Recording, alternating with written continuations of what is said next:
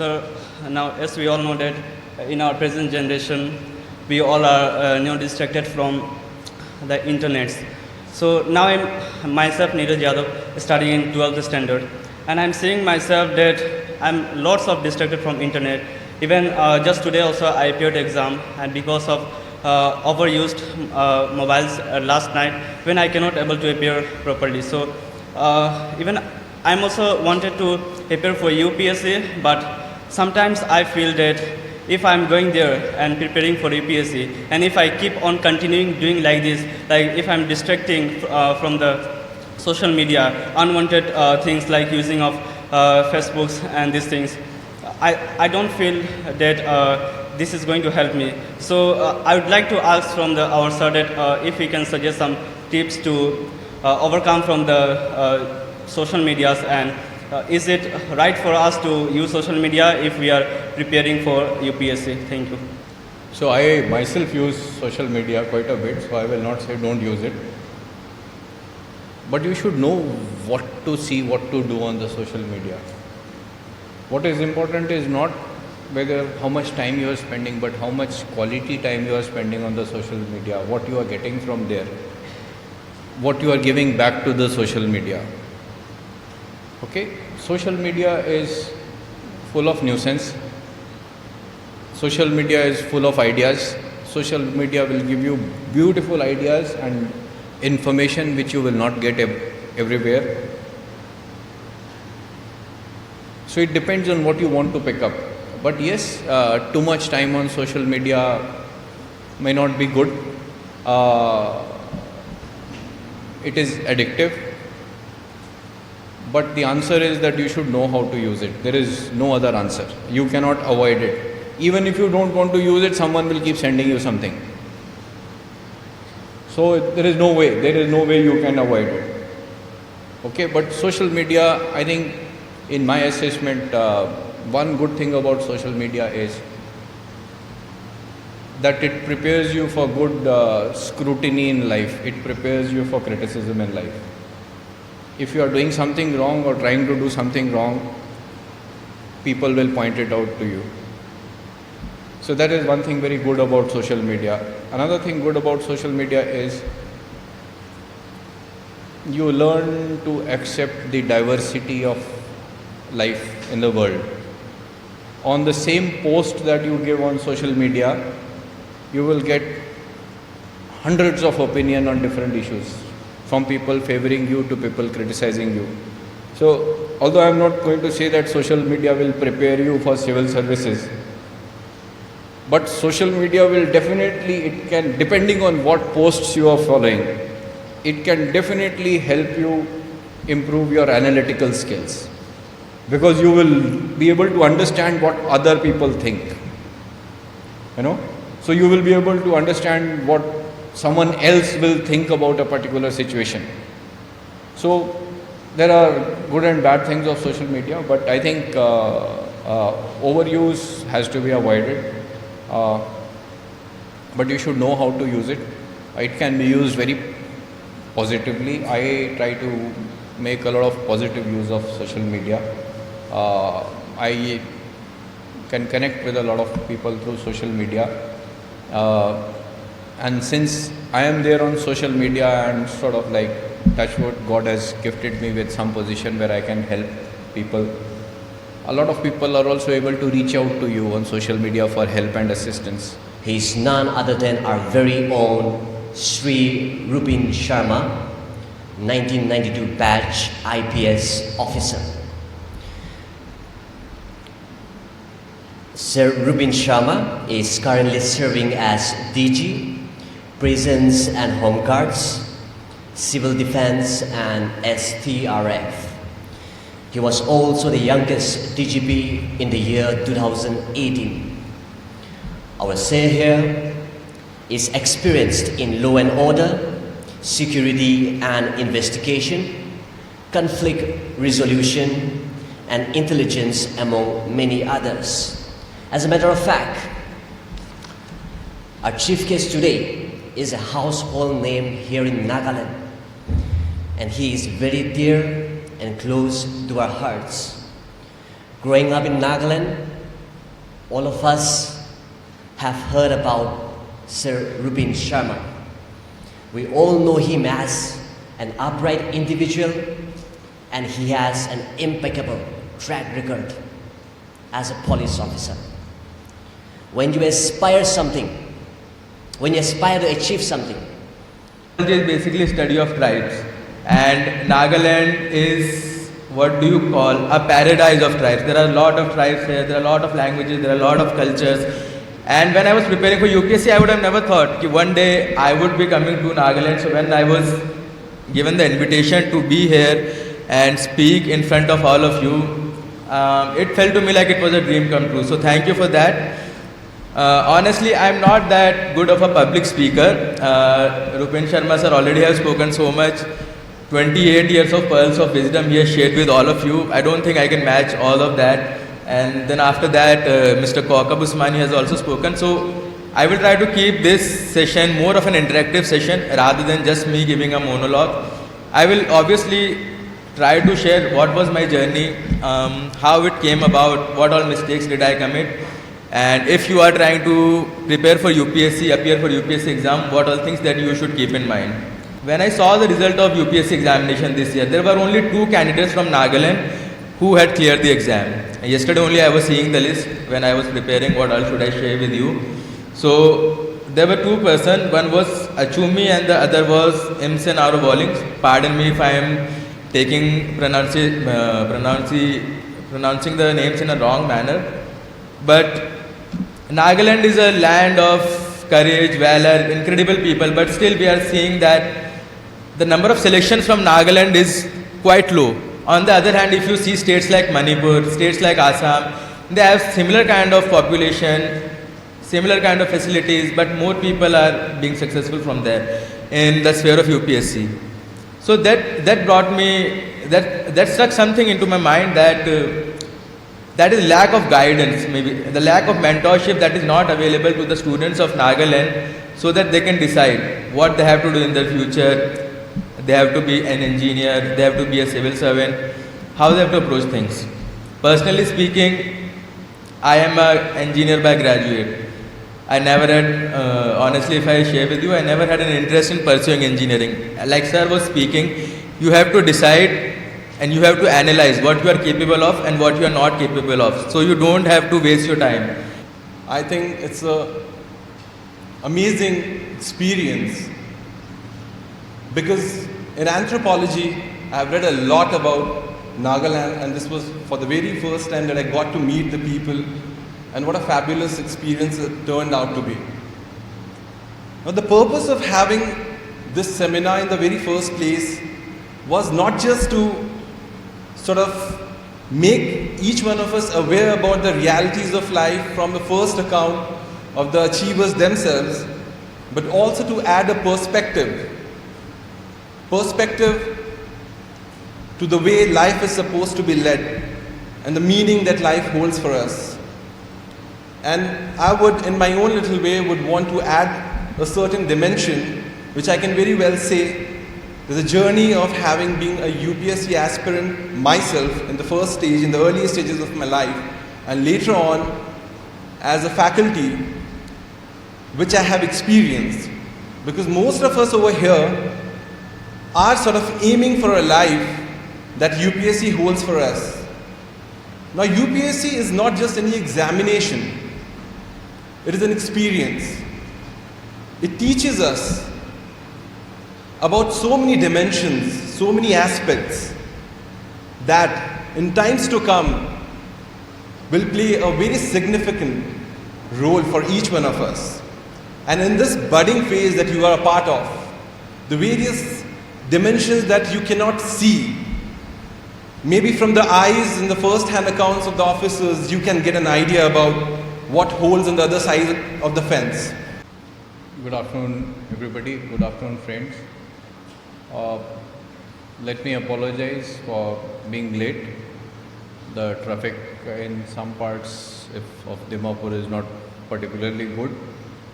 But I realized that today it is bad for a good reason. Because we just saw the procession of the young boys of Nagaland who won the Subroto Cup under 17 tournament. So they were going in a procession, and I think that is one of the reasons why the traffic is bad today. So let me also take this opportunity of extending my heartiest congratulations to those boys who have brought laurels to the state of Nagaland. Indeed, it is a big privilege for the entire state.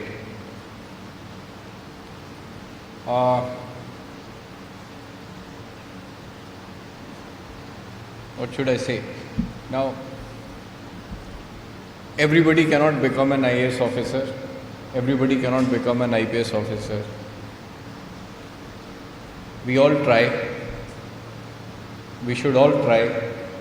And sometimes it is better to try and then fail rather than not trying at all. So, for my young IAS friend, the guest, he may not understand Nagamese, but I think most others will understand.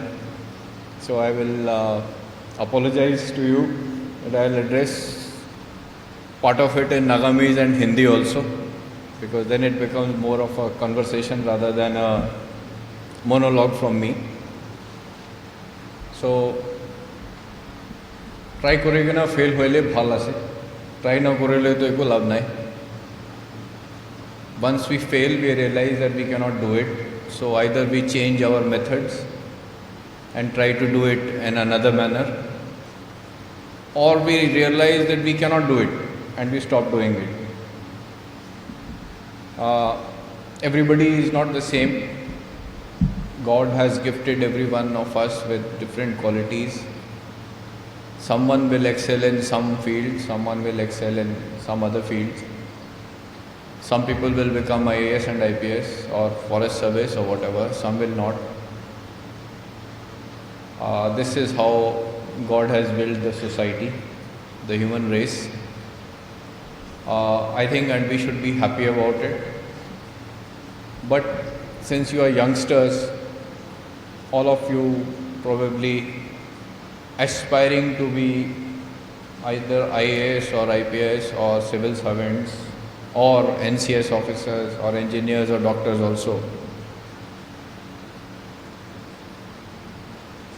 I think the most important thing when you go for any competitive examinations is to know yourself, know your capabilities, know what you can do, and also quickly assess what you cannot do and where others are better than you. I am saying this especially for the youngsters who want to prepare for UPSC or NPSC examinations, because if you are not able to assess in the first year or first 2 years of your preparation that you will face problems and then there are other people better than you, then I think it is not worth wasting 4 or 5 years of your life.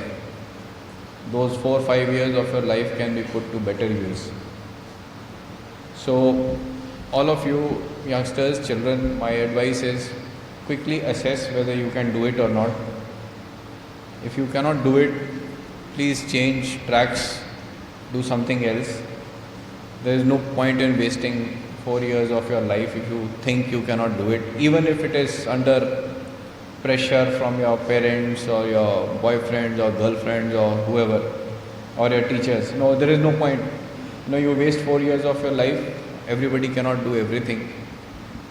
So that is my first advice.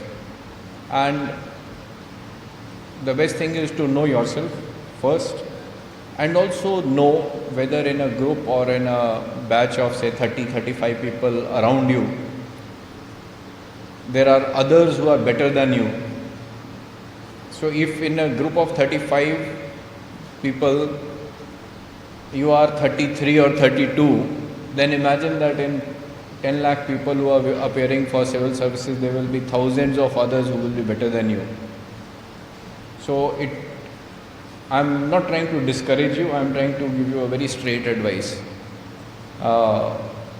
Itu korole Imperial Khan dolop omeke biya pao. They may think that I am trying to take away their students and students away from them, because everybody cannot be an IAS or IPS or an engineer or a doctor. But this is the hard reality of life.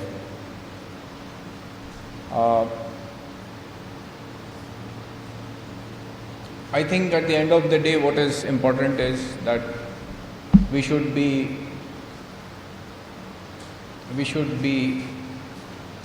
happy with what we are doing. We should be satisfied with what we are doing, and that we should be able to contribute something good to the society. You need not always be a leader to contribute something good to the society.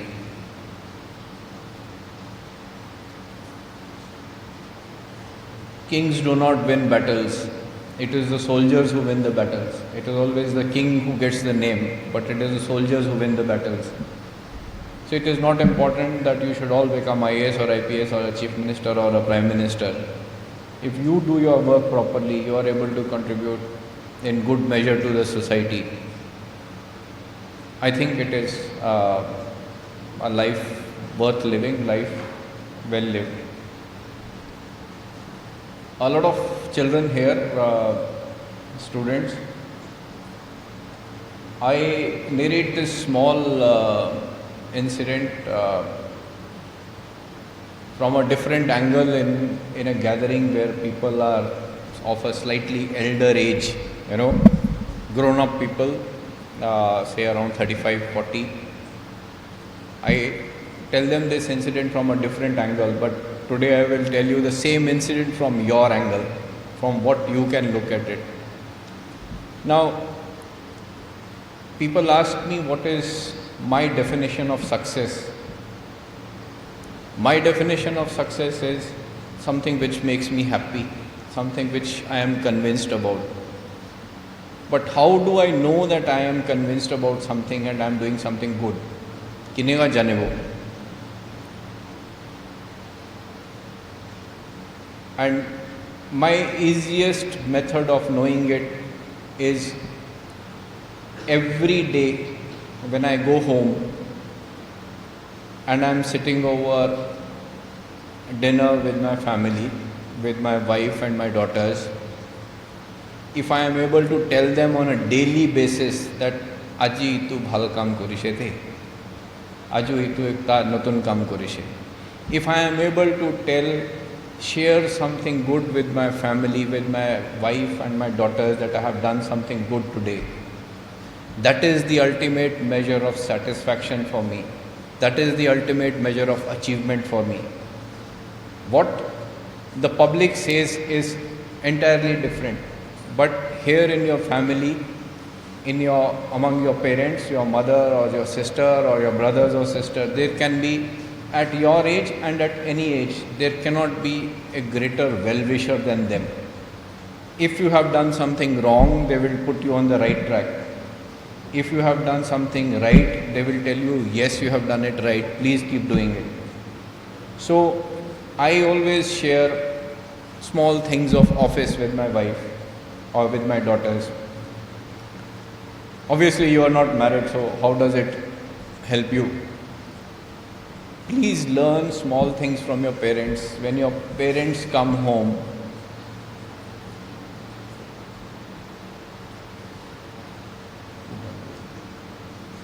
fan band. Come home in the evening and you are sitting together for a dinner. Listen carefully to what your parents are saying. If your parents have done something good, I am sure that you will all feel good about it. If they have done something bad or you don't like it, please express your opinion. You will become better people and you will help them to become better people in the bargain. They are your best well-wishers and you are the best well-wishers of your parents. Okay, so my suggestion and my request to you is, with your parents, listen to what they have to say. in a different manner altogether. I am a second generation bureaucrat. My father is a retired IAS officer. I openly admit that at least 25 to 30% of my learning is what I listened to from my parents, from my father.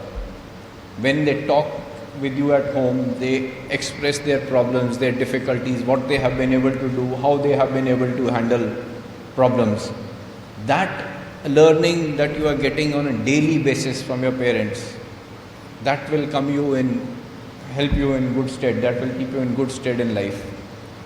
They are burning their hands, and if you listen to them, you will not burn your hands in these circumstances. The experiences of your parents help you to save you. This is how learning is.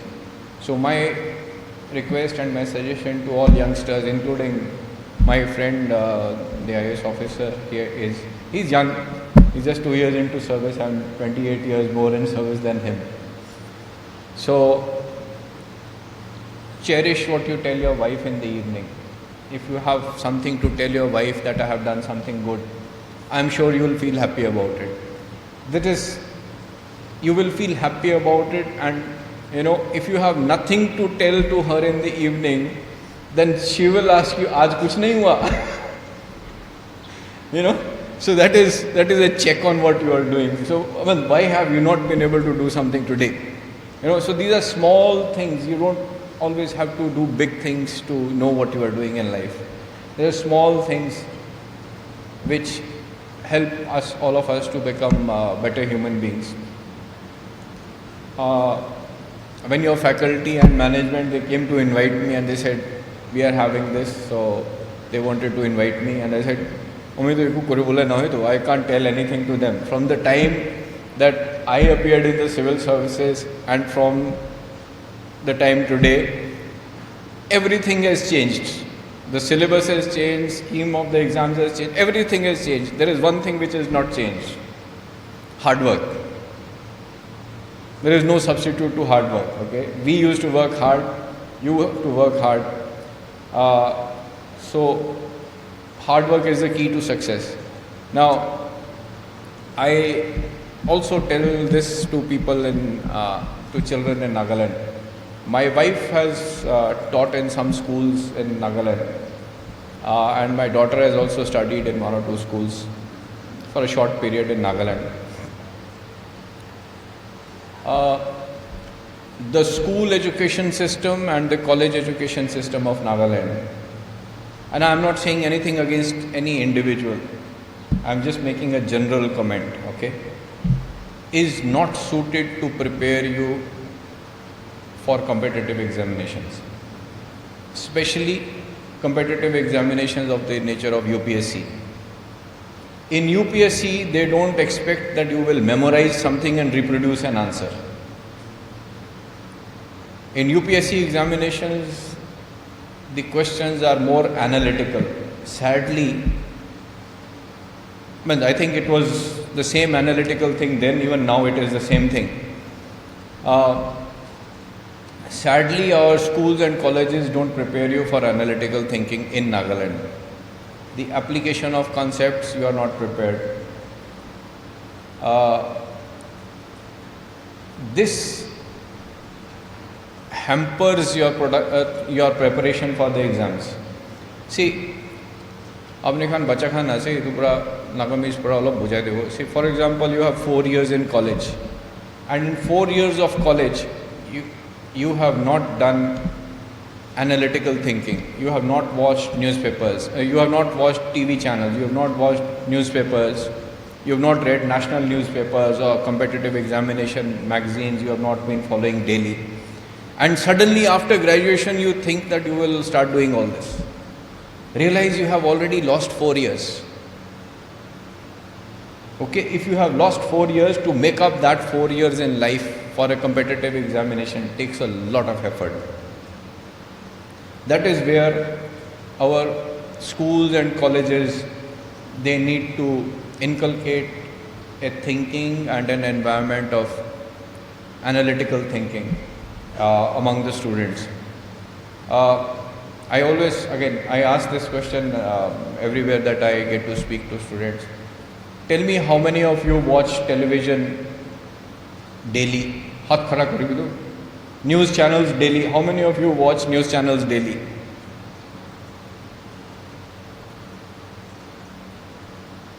How many of you read any newspaper which is not published from Nagaland? Nagaland Post, Eastern Mirror, Morung Express, Khan Charibi, national newspaper, anyone of you reads that? If you have not been doing that, you are at a distinct disadvantage as compared to others, because everybody is doing it. If you prepare for the UPSC examinations, nobody is going to ask you 90% of the questions about Nagaland. How will you make up for that lost time? Okay? So, open up your minds, try. It's like, you know, it is not that you are preparing for an examination every day.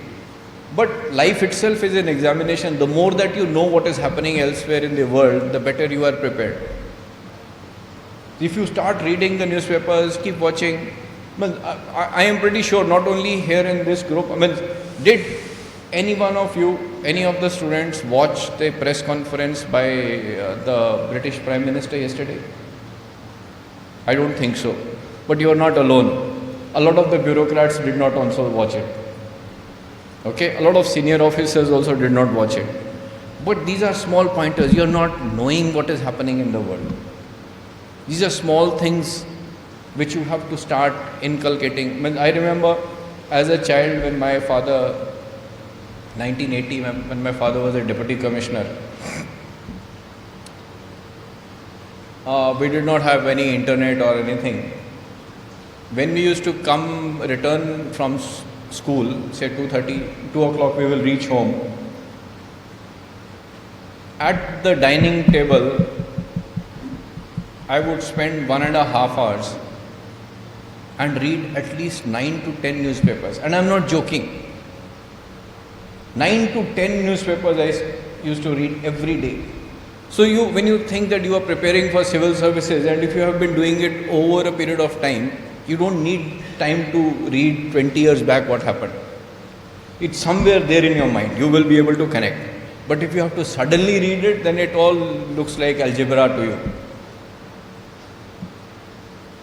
Okay? So these are small things. Try to inculcate these habits in you. My suggestion to the faculty and the management here is, I tell this to all schools and colleges there I go. In all classes that you take for whatever exams, set aside 5 minutes for asking them about current affairs. Every morning, every class. Tell me 5 things which are there in the newspapers today. And then you will see, then you will have to start reading it, you know. We have all tried it. I have tried it in office. You know, it helps. Then you have to forcibly read it. It is out of pressure in the society. So even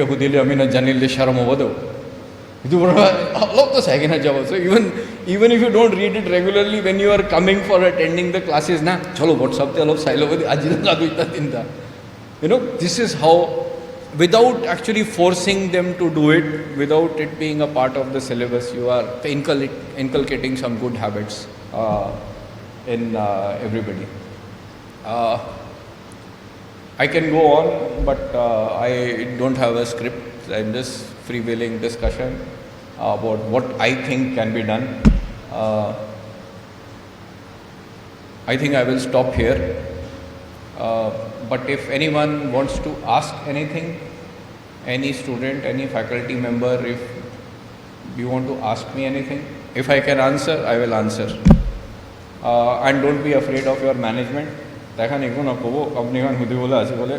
ask. Stand up and ask. Anyone wants to ask anything, most welcome to ask. Otherwise, I'll go and sit there. Nagaland TV, Sob Manulaga Awas. Watch us live on Geo TV and on your television sets as well. For Dimapur viewers, we are on channel number 994 in Global Chapter, and Kohima and Mokokchung viewers, switch to channel number 138 on Hornbill Digital. For all news and updates, follow us on Facebook, Instagram, YouTube, and Twitter.